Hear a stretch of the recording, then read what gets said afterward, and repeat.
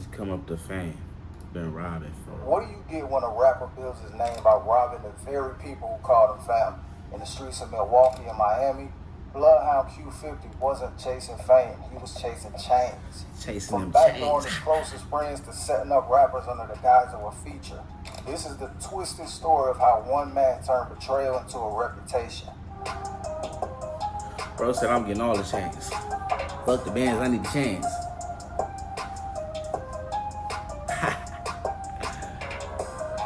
But here's the crazy part. Every single person he robbed, he had gained their trust first. These weren't random street robberies. These were calculated betrayals that would eventually... Bro, that's how niggas get robbed. It be the niggas that you thought was your friend. It ain't nothing new. He getting in close, my niggas, scoping shit, snatching shit, gone. spark a war on Chicago streets.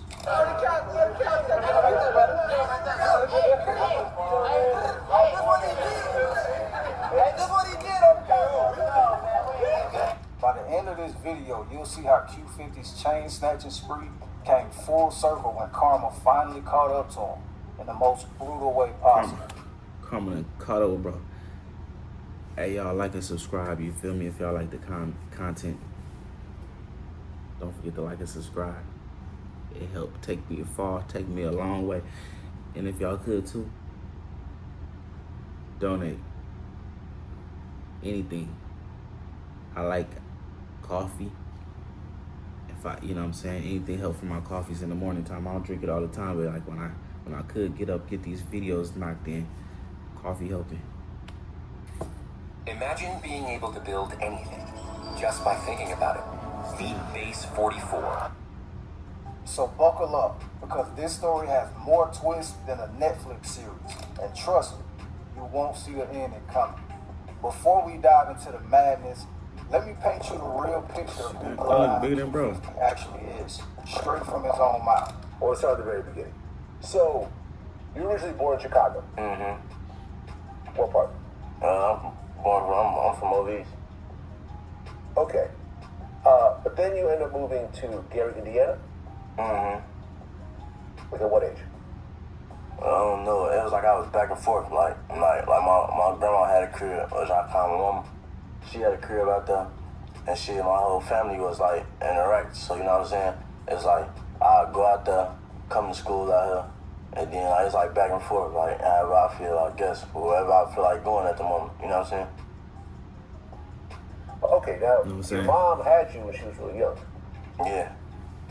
Like how old was she? Bro, don't Vlad be getting people put in jail? That's him that be getting people put in jail, right? Bro must pay good money because he always got somebody on his show. He got to be paying good. My mama, like my biological mom, she's like 16, 17. Okay, so she was still in high school. Exactly. So this wasn't your typical two-parent household story. Q50 was bouncing between Chicago and Gary. Bro, my shit don't never look like that when I need to retweet. Being raised primarily by his grandmother while his teenage mother tried to figure out her own life. Your dad, you didn't meet him until a little bit later. Mm-hmm. Okay, so what was that situation about? I met him, it was like any other person meeting their parent, you know what I'm saying? Like it was like the little cries and shit like that. And then like later on it get back to how it was before, like that shit ain't really getting nowhere, like, you know what I'm saying? He ain't keep his word. You know, as regular shit though. Well, you were 11 years old when you first met your dad? I think I was probably like 13, like 12, 13, I don't know, probably 11 though. I don't remember the exact age, I ain't gonna lie, but it was around that time though, you about right. And his father, completely absent. Q50 didn't even meet the man until he was around 11 and 13 I was gonna say something, I ain't gonna say. As he put it, I don't think I was probably TMI. like 13, like 12, 13, I don't know, probably 11 though. But here's where Q50's story gets interesting. Despite the family instability, he had one passion that kept him focused: basketball. You go? I see why bro grew the blocks out. Going to school, and initially you were really into basketball. I mean, were you like one of the best kids in the school? I ain't really never get to play school ball because I was always like getting suspended and shit like that. My grades fucked up, behavior was fucked up. So like school team, it was over with for that. But I played AU and shit. But AU, I was raw as hell. The suspensions weren't for small things either. In 6th grade, Q50 got expelled for one of the wildest incidents you'll ever hear. You were to school, and in 6th grade, you ended up getting expelled. Mm-hmm. And it was kind of a crazy situation. Yeah. Bro got expelled. You should say that again. Explain it. Explain what happened. Oh shit. I took a BB gun from like one of the kids in my neighborhood type shit. Bro, get excited over this shit over here. Like, bro, you got expelled, bro. You was already getting cooked already. You know what I'm saying? Going down the darkest path already. Ain't nothing wrong with it though. You live and you learn. Bro here happy though. Took it to school. I'm showing off in school and shit. Now it's time to go home. It was a little female I ain't liking shit. I ended up popping her ass with a gun. And then like she told on me, but she did it slick as hell. Like she told at the point where I won't see her again, you know what I'm saying? So like, yeah, that's what happened then shit. You know that when I told my mama like, man, they told me I had a BB gun, but I'm playing slow. Now she ended up finding like the job bullets in the garbage can. So like she knew I was lying. I'm trying to tell her they lying on me, you know what I'm saying? But then she ended up finding the job green pellet bullets. And then that's how she knew like it was some truth to it. But that was probably one of the best years of my life. I got expelled and got to stay home and play the game. That shit was fun as hell. And then on top of that, I already passed school, so it's like shit. I'm going to the next grade regardless, so shit, I just gave a nigga an early summer break. Think about that. 6th grade, and Hey, I used to love when I got suspended though. Like, it ain't like I just like kept on getting suspended. I probably only got suspended like a few times, but yeah, they be teachers be acting like that shit is going like it's doing something bad. Like you just allowed me to stay at home. And my mom was working 2 jobs, so she was gone all day. So this is literally my house. I'm finna have a party here. Turn up, let's go. You know what I'm saying? So yeah, 5 days off. Can we have 5 more? he's already bringing weapons to school and shooting other students. Are you planning on going to college or doing anything else at this point? Or No, I ain't gonna lie, since 6th grade, I knew I wasn't going to college. I ain't gonna lie, like, That nigga said since I 6th know grade. that shit over with. Cause what the fuck I'm gonna go to college for? You know what I'm saying? Through my What is cap. I'm good at in college, you know what I'm saying? And then on top of that, you know, y'all just told you how school went, so it's like, I ain't really get to learn shit for real, so it's like, at this point, I'm gonna be relearning school shit. If I go to college, that shit's gonna be goofy. I'm wasting, you know what I'm saying, wasting time. By the time he was thinking about his future, college was never an option. I kind of understand that, but then I don't. Because everybody don't get to blow up and be famous and be a big rapper. So it's like you kind of got to just, you know what I'm saying? But if you kind of got the confidence and you just kind of just want to go, you got the support system behind you, go ahead and go for it, my nigga. Go do your thing. Can't nobody see what you see. Only you can see it. Go for it. Option. Since 6th grade, I knew I wasn't going to college, he said. What the fuck I'm gonna go to college for? What is I good at in college? 17. Okay, Yeah. 17 years old, high school graduate. Like, what was your plan in terms of making money at that point? It's like I had my little ways of making money while I was in school, so it's like I ain't do shit but continue to keep doing that and just going harder type shit. When Q50 graduated high school at just 17 years old, he already had his mind made up. I had my little ways of making money while I was in school, so I ain't do shit but continue to keep doing that and just go harder. Those little Facts. ways of making money would eventually evolve into something much darker. But here's what makes Q50's story different than every other drill rapper. He didn't start robbing enemies or ops. He started robbing the people closest to him. And it all started with his own homie. Victim number 1, Trap City Carter. Meet Trap Victim City number Carter. 1. He trusted Q50 and Lil Jeff like family. That mistake cost him his chain and eventually his life. They know what they did. You know what I'm saying? I can relate to that. you know, like just growing up and being on the streets and seeing all type of shit. Like, yeah, I done seen people come from the good parts of the city down to the poorest parts of the city to rob the poor people. When you got it, but you came to rob the poor people type shit. So it's like, and they was putting their trust into them because where they came from. They're like, they wouldn't do that because where they came from. No, they did it. And they was just preying on y'all. And I was seeing it happen. So it's like, just going through a lot and seeing a lot, you can relate to that. So, okay. The Bloodhounds, y'all was cool. That was my homie. But first, let me set the scene. According to Trap City Rob, the whole war started over something that seemed almost petty now. For a chain, bro. We tried like took it. Stole my own chain.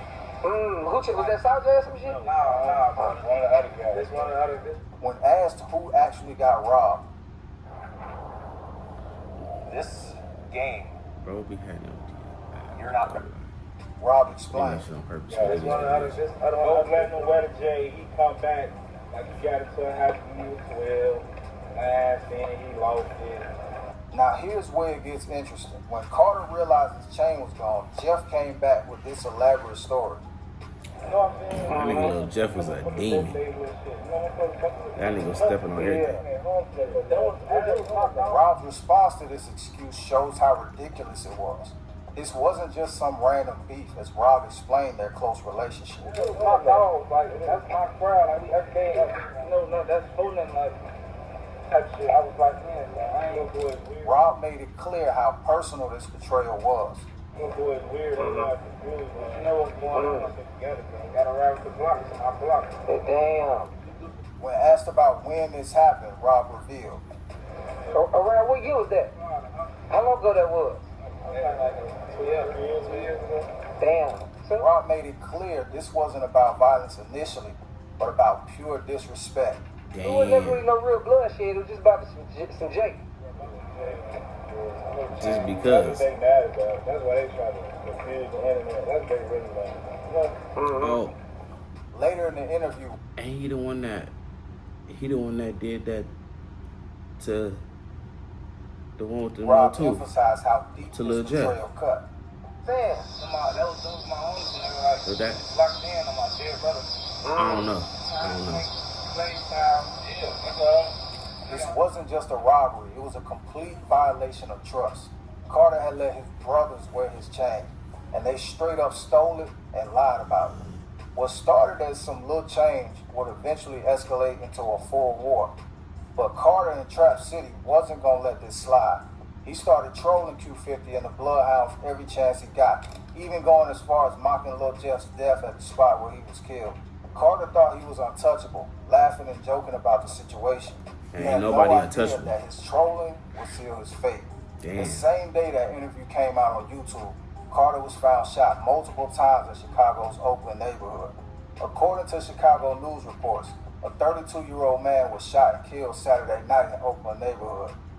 Officers responded to a That shooting interview? in 38th and Ellis and found the victim. Bro probably went on No Jumper, or he went on Vlad TV that we on right now, or something similar. That's how he got knocked down. I'm telling you. With multiple gunshot wounds to the chest. 2 gunmen got into a white vehicle and fled the scene. That victim was Chevelle Carter, the same man who had been trolling the Bloodhounds just hours earlier. As Rob said in the interview, that's what they really mad about. A stolen chain that started a war and ended with Carter's death. Coincidence? In Chicago, there are no coincidences. Victim number 2, TMC Bretto. Victim 2.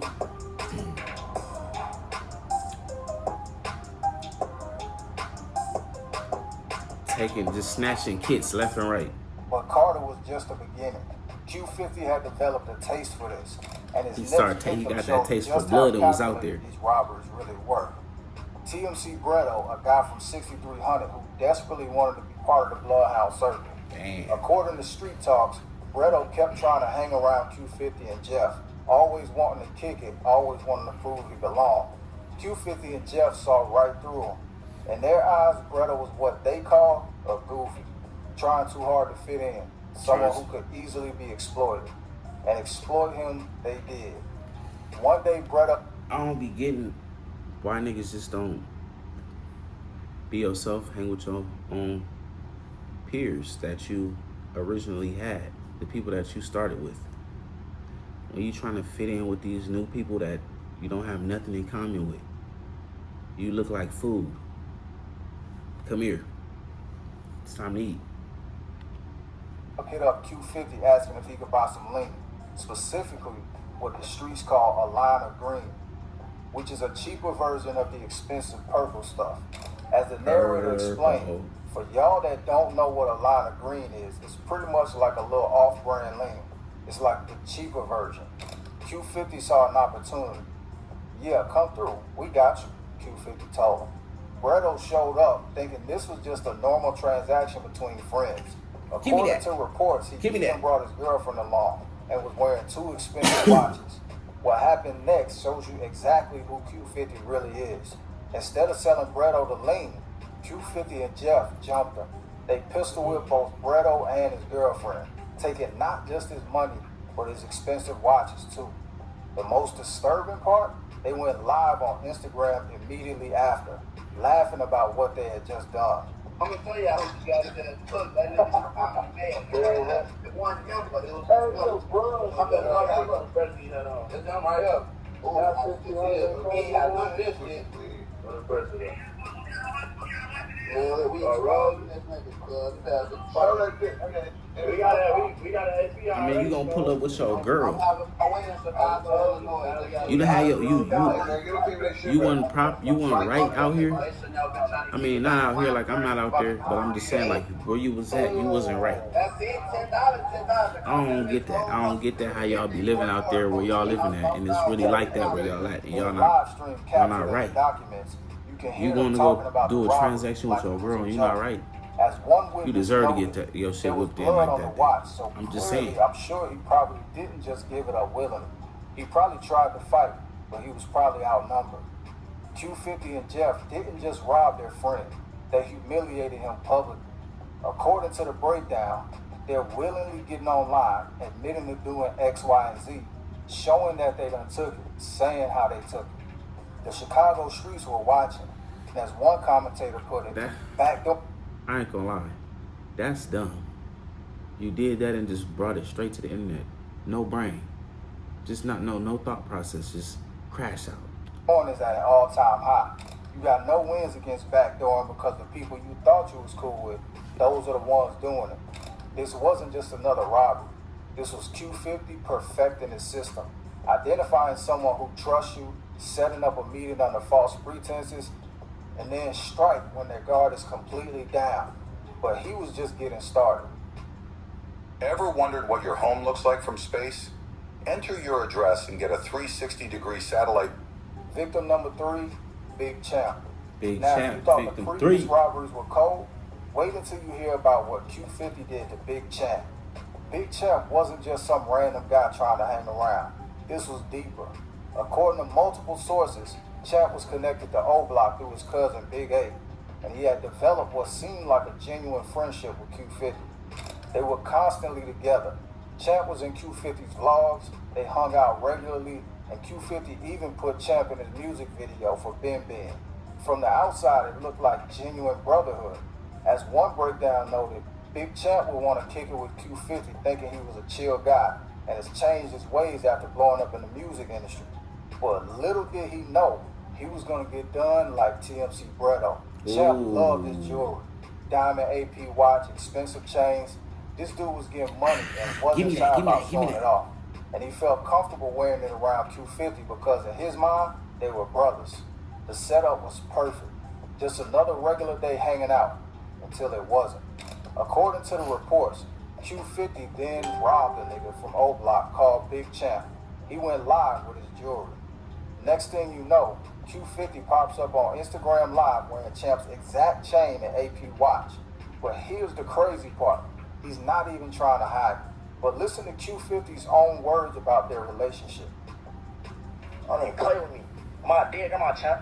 You know that. Come on, Champ. That's me we talking about. My dad, the same. Q50 described their first meeting. I'm my dick, I'm my first time seeing your bitch ass, meeting your bitch ass. You sat with me for an hour and talked about all type of goofy shit that I didn't want to ask. Man. I don't even want to talk about that shit. But here's where Q50 reveals his true mindset. The nigga, I'm my dick, he been thought I was gonna take his lame ass. I just wasn't on that. I'm my dick, I had real love for bro. I protected his bitch ass. Anytime he came around me, I made sure he was good, nigga. Think about that. Q50 is admitting that Champ was afraid he would rob him.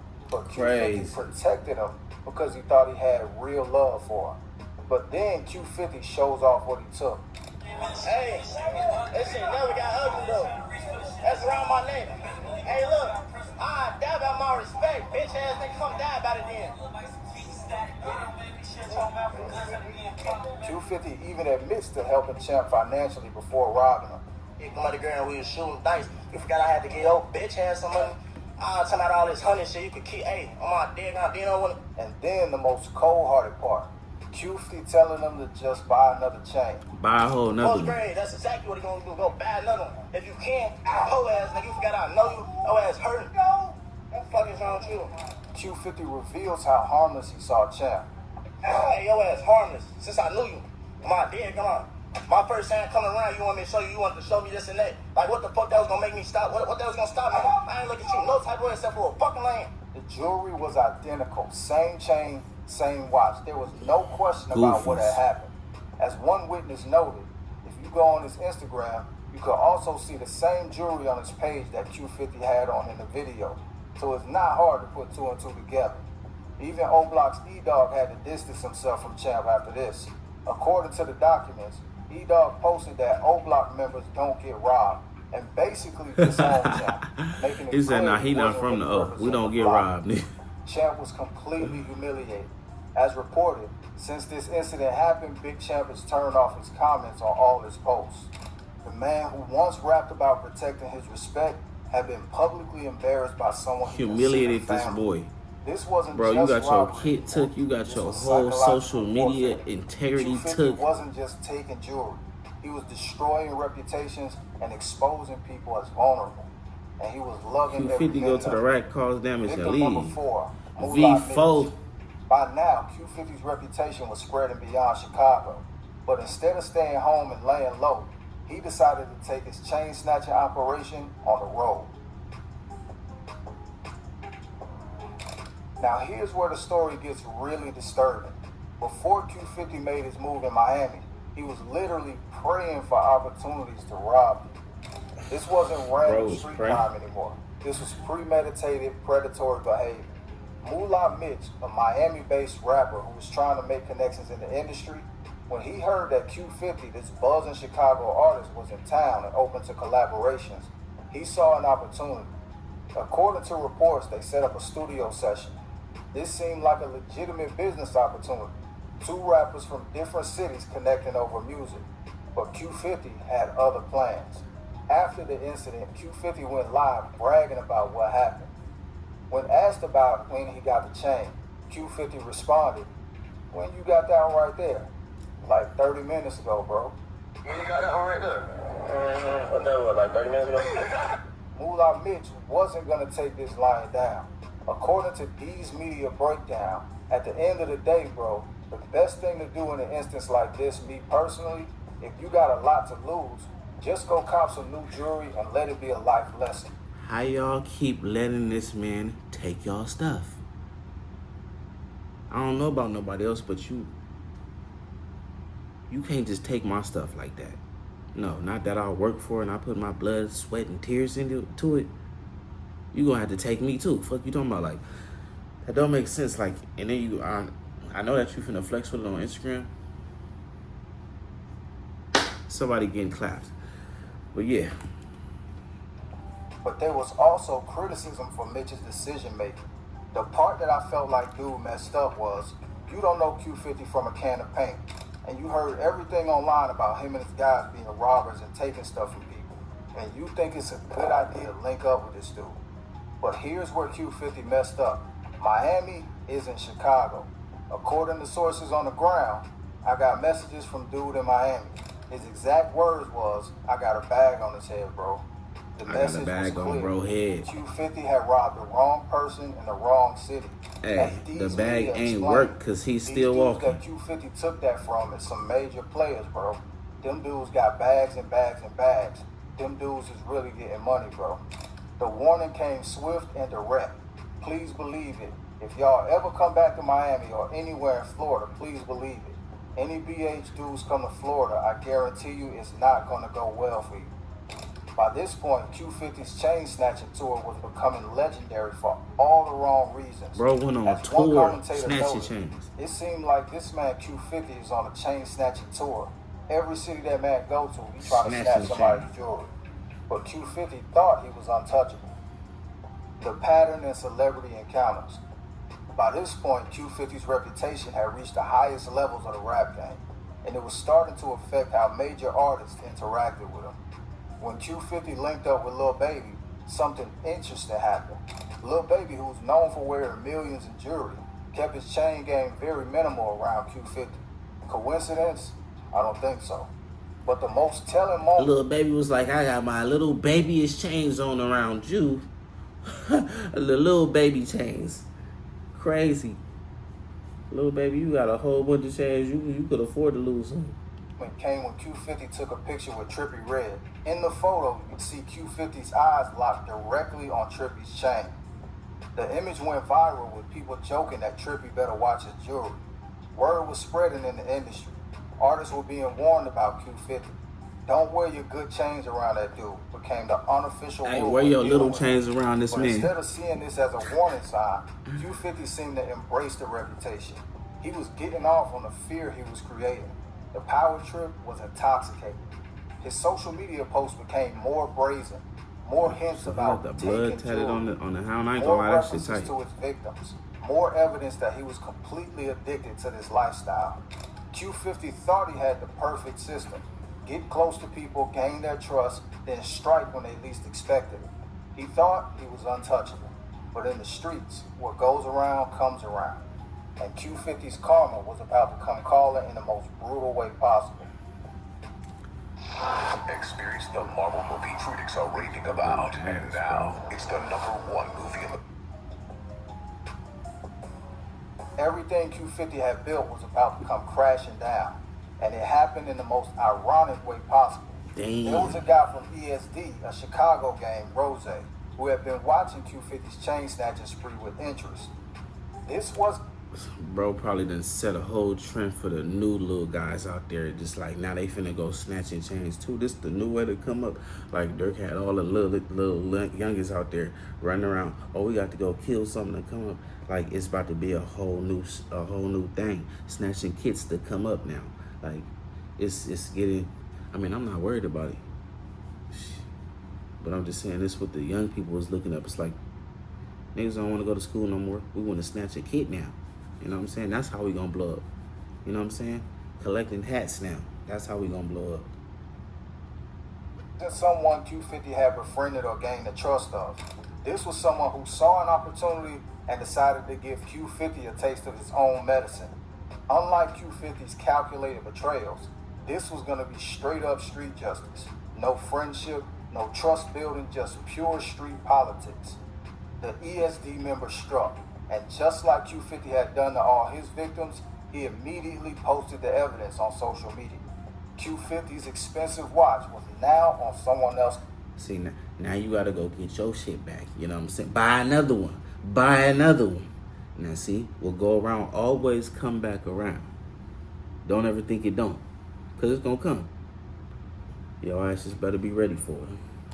This is risk. So I got snatched and came back home from low. He want me to chill like, yeah, I know you get wild, but you too warm, go take those. But here's where it gets really interesting. The text messages between Q50 and the guy who robbed him were leaked, and they tell a story that's both hilarious and karma-filled. Q50, the same guy who had trolled all his victims and never showed remorse, was now begging for his property back. The messages showed a completely different side of him. Vulnerable, angry, desperate. Instead of taking the L and moving on like he expected his victims to do, Q50 decided he was going to get his watch back by force. He pulled up to the ESD member's block, probably thinking his reputation would be enough to get his property returned. But the streets don't care about your reputation when you come to their territory uninvited. Q50's car got lit up, bullet holes everywhere. He had to flee the scene, leaving his watch behind and nearly losing his life in the process. The same man who had built his reputation by robbing people who trusted him was now running for his life because someone had robbed him using the exact same tactics he perfected. So there you have it, the complete story of Bloodhound Q50's chain snatching spree and how karma finally caught up to him. Niggas think that they could just snatch every kid they see and nothing gonna happen to you. Don't matter if you famous, broke, nothing. You know what I'm saying? They gonna get you. Karma gonna get you. God got a plan for you.